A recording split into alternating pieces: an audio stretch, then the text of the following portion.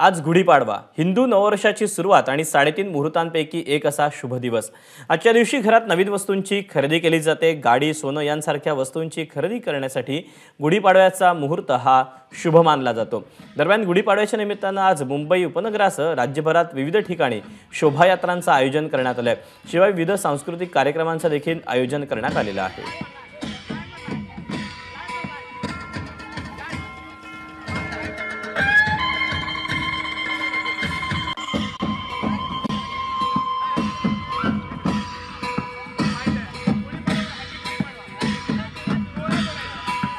गुढीपाडव्याच्या शुभेच्छांचे मेसेजेस जे आहेत ते आता व्हॉट्सॲपवर अनेकांचे आलेले असतील। अर्थातच अनेक जण आता सज्ज झालेले असतील, ते म्हणजे आपल्या गावातल्या निघणाऱ्या शोभायात्रांसाठी। आणि याच शोभायात्रांचं जे आकर्षण आहे ते अवघ्या राज्यासह देशभराला देखील आहे।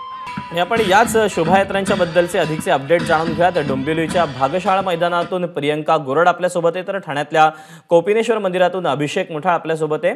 आपण सुरुवातीला डोंबिवलीत जाऊयात। प्रियंका आपल्यासोबत आहे। प्रियंका, तुला गुढीपाडव्याच्या, हिंदू नववर्षाच्या खूप साऱ्या शुभेच्छा।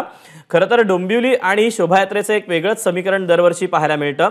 यावर्षी शोभायात्रा डोंबिवलीतली नेमकी कशी असणार आहे, काय विशेष आकर्षण असणार आहे?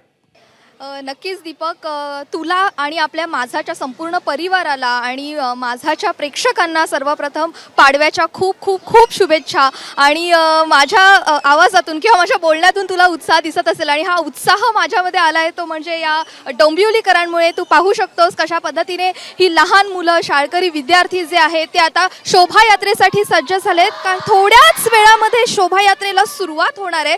आम्ही सध्या भाग मैदानामध्ये आहोत आणि इथूनच शोभायात्रेला सुरुवात होते।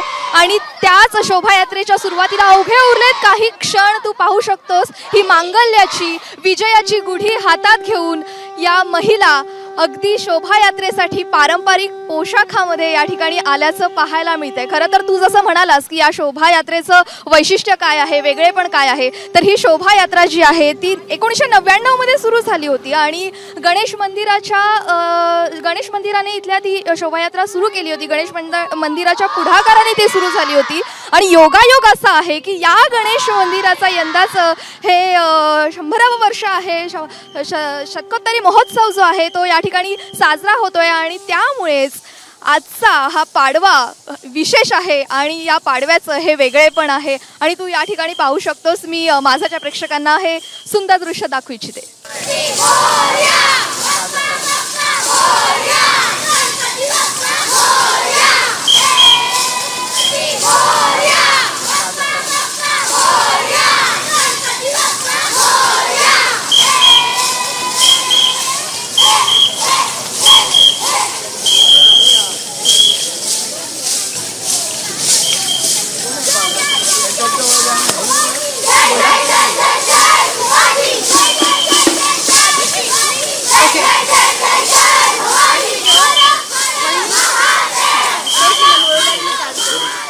दीपक, तू या ठिकाणी पाहू शकतोस की आता शुभारंभ जो आहे हा शोभायात्रेचा काय म्हणू शकतो आपण, शुभारंभ झालेला आहे। या चिमुरड्यांनी लेझिम नृत्य करत शोभायात्रेला आता प्रारंभ होतोय हे दर्शवलेलं आहे।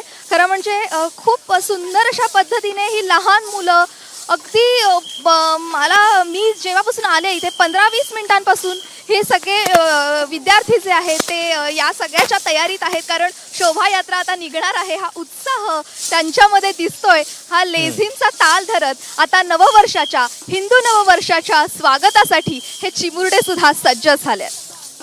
नक्कीच या चिमुरड्यांचा उत्साह देखील पाहायला मिळतोय। प्रियंका, तू राहाच आपल्यासोबत। एकीकडे लेझिम पथक जे आहे, जे चिमुकल्यांचं आहे डोंबिवलीमध्ये, त्यांच्याकडून उत्साहामध्ये सुरुवात केली जाते, तालीम केली जाते। तर आपण यानंतर ठाण्याला जाऊयात। अभिषेक मुठाळ आपल्यासोबत आहे।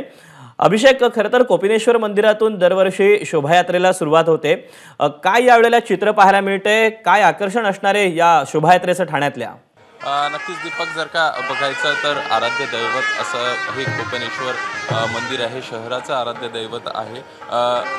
इथूनच या पालखीची आपल्याला सुरुवात जी आहे ती होताना पाहायला मिळेल। त्या अगोदर जर का बघायचं तर सनई देखील या सुमधुर आवाज या सनईचा देखील आपला कानावर पडताना आपल्याला पाहायला मिळतो आहे. कोपेनेश्वर मंदिरातनंच पालखी देखील सज्ज झालेली आहे. सकाळी 7 वाजता या संपूर्ण पालखीचं जी शोभायात्रा आहे, पालखी ही आपल्याला पुढे चालताना पाहायला मिळणार आहे. आणि सोबतच विविध प्रकारचे चित्ररथ असेल, हे देखील आपल्याला या संपूर्ण पालखी आणि या शोभायात्रेमध्ये आपल्याला दिसणार आहेत. एकूणच जर का बघायचं तर कशा प्रकारे याचं नियोजन असेल हे आपण जाणून घेणार आहोत. मोठ्या प्रमाणात इथं पदाधिकारी देखील आपल्याला इथं दिसत आहेत. त्यांचं देखील नियोजन या संपूर्ण शोभायात्रेचं आपल्याला दिसतं आहे. कशा प्रकारचं नियोजन या संपूर्ण कार्यक्रमाचं रूपरेषा तुम्ही केली आहे? या प्रकारचं नियोजन करायला आम्ही जवळजवळ 1 जानेवारीपासून सुरुवात करतो. आणि तसं बघायला गेलं तर आपण 6:45ला तळावपाळीमध्ये जे छत्रपती शिवाजी महाराजांचा पुतळा आहे त्याला आपण मानवंदना देतो, हार घालतो.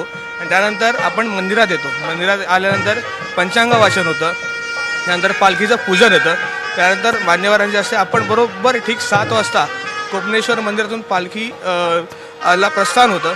आणि पालखीला प्रस्थान होत ही पुढे जांभी नाका मार्गे आपण दगडी शाळेपर्यंत जातो. आणि दगडी शाळेचे जे गेली की तिकडे आपले जवळजवळ यावर्षी 50 चित्ररथ आहेत. ते चित्ररथ तिथे आता तयार उभे आहेत. मग ते दगडी शाळेवरून ते आपल्याला पालखीच्या मागे जॉईन होत असतात. आणि ही यात्राचं एका पालखीचं स्वरूप भव्य यात्रेत होतं तिकडे. आणि तिथून यात्रा पुढे सुरुवात होऊन पहिले गजानन महाराज मंदिर, त्यानंतर 3 पेट्रोल पंप, हरिनिवास, त्यानंतर नौपाडा पोलीस स्टेशन, गोखले चौक आपला मल्हार डॉकीचा, त्यानंतर गोखले रोडला येते. आणि त्यानंतर स्वीट कॉर्नर इथून लेफ्ट टर्न मारून रामबर्ज रोडला पूर्ण येते. जिकडे असा गोखले रोड आणि रामबर्ज रोड असा रस्ता आहे की त्या ठिकाणी या यात्रेचं काही वेगळीच मजा प्रत्येकाला अनुभवायला मिळते. तिकडे नंतर जशी शेवटाला येते तसंच म्हणजे अनेक यात्रेचा रंग हा वेगळाच होऊन जातो.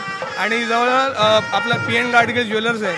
आणि त्यानंतर तळावपाळीला येते. तळावपाळीनंतर अनेक चित्ररथ आपले हे विस्थापित होतात. आणि पालखी पुढे आपली परत कोपेनेश्वर मंदिरामध्ये येते. असा हा आपला पालखीचा पूर्ण नियोजन.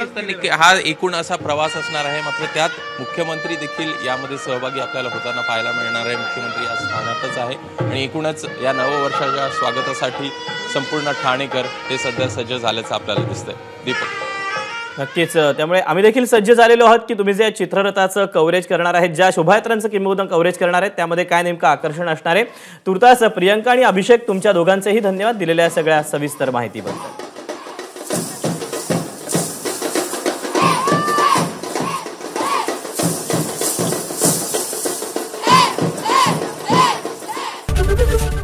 ABP माझा, उघडा डोळे बघा नीट.